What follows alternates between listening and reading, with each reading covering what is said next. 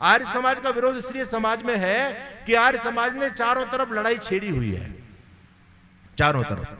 दुनिया में कोई ऐसा मुझे संप्रदाय बताओ, दुनिया में कोई ऐसा संगठन बताओ, सभी संगठन ने एक एक चीजों को लेकर के लोग आगे बढ़े, लेकिन आर्य समाज ने चौतरफा मोर्चा खोल दिया। आज भी हम बताएं तो देखो, हम इस्लाम से लड़ रहे हैं, हम ईसाइयत से लड़ रहे हैं, हम बौद्धों से लड़ रहे हैं, हम जैनियों से लड़ रहे हैं, हम चारवाक से लड़ रहे हैं, हम नास्तिक लोगों से लड़ रहे हैं, हम अलगाववादी शक्तियों से लड़ रहे हैं जो देश को तोड़ना चाहती हैं, उनसे लड़ रहे हैं, और हम अपने जो सनातन धर्म के नाम पर जो धर्म के ठेकेदार दुकानें खोल करके बैठे हैं, हम उनकी भी पोल खोल रहे हैं।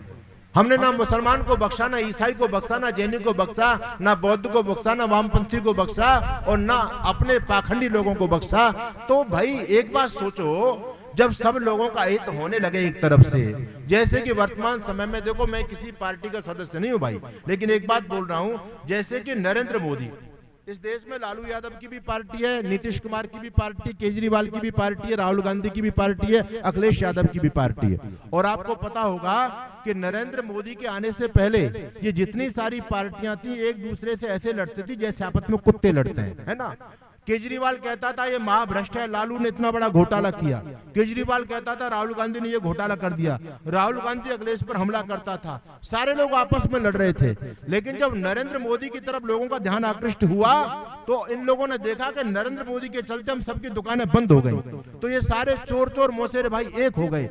राहुल गांधी, ममता बनर्जी, केजरीवाल, अखिलेश यादव, जितने भी लोग थे सबने अपना एक मोर्चा बना लिया, एक पार्टी बना दी, केवल और केवल मोदी को रोकने के लिए। बंधु, इसी प्रकार से जब आर्य समाज का सामने ये लोग नहीं कर पाए तो ये सब मुसलमान, ईसाई, जैन, बौद्ध, वामपंथ और अलगाववादी शक्तियां और अपने पौराणिक लोग ये सब एक हो गए। बोले भाई इस आर्य समाज को रोको। अगर आर्य समाज बढ़ेगा तो आर्य समाज के बढ़ने से हम सबको खतरा है, पौराणिक को भी खतरा है क्योंकि उसका पाखंड का खंडन तो आर्य समाज ही करता है, मुसलमान को भी खतरा है, ईसाई को भी खतरा है, जैन बौद्ध को भी खतरा है, नास्तिक लोगों को खतरा है। इन सब का जवाब तो आर्य समाज ही देता है ना। तो ये सारे के सारे चोर चोर मोसेरे भाई एक हो गए और एक होकर के समाज में आर्य समाज के खिलाफ उन्होंने दुष्प्रचार करना प्रारंभ कर दिया। अरे ये तो लोग नास्तिक होते हैं, किसी को नहीं मानते। सच्चाई ये है कि वर्तमान समय में आर्य समाज ही सनातन को मानता है। बाकी जो सनातन के नाम से ढपली बजा रहे हैं, इनको सनातन के बारे में, सनातन की ABCD का भी पता नहीं है। ये मैं बहुत जिम्मेदारी के साथ में इस बात को बोल रहा हूं। तो बंधुओं, मैं आप लोगों से बस यही निवेदन करता हूं कि आप आर्य समाज को समझिए, पूर्वजों के रास्ते पर लौटिए। जब तक हम वेदों के रास्ते पर थे तब तक समाज में प्रेम था, सद्भाव था, भाईचारा था, लोग चरित्रवान हुआ करते थे और हमारा देश दुनिया का विश्व गुरु कहलाया। हम सोने की चिड़िया कहलाए। कब? जब हम वेदों के रास्ते पर थे। ऋषि दयानंद कहते हैं तुमने वेदों को छोड़ करके खोया खोया, पाया कुछ नहीं। इसलिए ऋषि दयानंद ने नारा दिया, वेदों की ओर लौटो। देखो अपने स्वाभिमान को, जब हम वेदों के रास्ते पर चलते थे तो दुनिया में हमारा परचम लहरा रहा था। ये भारत दुनिया का गुरु था, जगत गुरु, विश्व गुरु कहलाया करता था।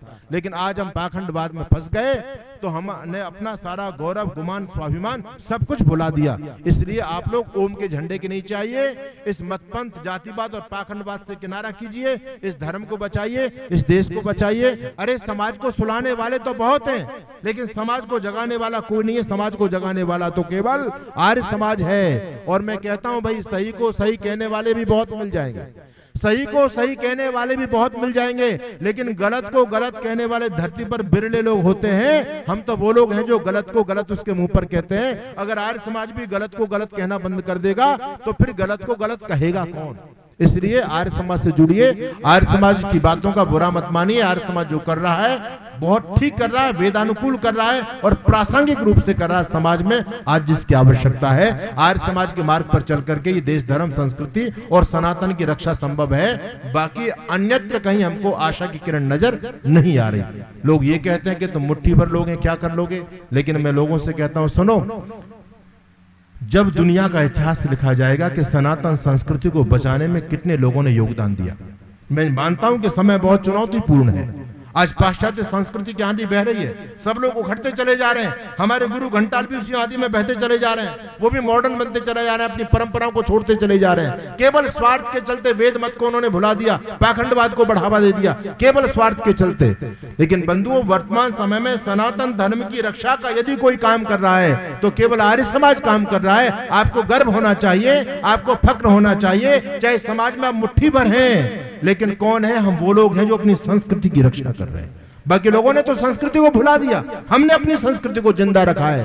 तो याद रखिए, इस नदी के पार से ठंडी हवा आती तो है, हम चाहे मुट्ठी भर लोग हो, लेकिन आज भी ईसाइयों में, मौलवियों में, पादरियों में कलबली मची हुई है कि काफिरों में एक जमात है आर्य समाज की। इस आर्य समाज के स्कॉलर जब बोलते हैं, सोशल मीडिया पर दहाड़ते हैं, तो हमारे पास आर्य समाज के स्कॉलरों के प्रश्नों का कोई जवाब नहीं है। और जब तक आर्य समाज के स्कॉलरों का मुंह नहीं बंद किया गया, तब तक भारत में गजबाई हिंद नहीं कर सकते। आज भी विधर्मी लोग भयक्रांत हैं। इस नदी के पार से ठंडी हवा आती तो है, अरे नाव जर्जर ही सही, तूफानों से टकराती तो है। आज हम टकरा रहे हैं तूफानों से। एक जरा सी चिंगारी कहीं से ढूंढ लाओ दोस्तों, इस दिए में तेल से भीगी हुई बाती तो है। हमारे पास दिया है, हमारे पास तेल है, हम इस समाज को बचाने की जंग लड़ रहे हैं।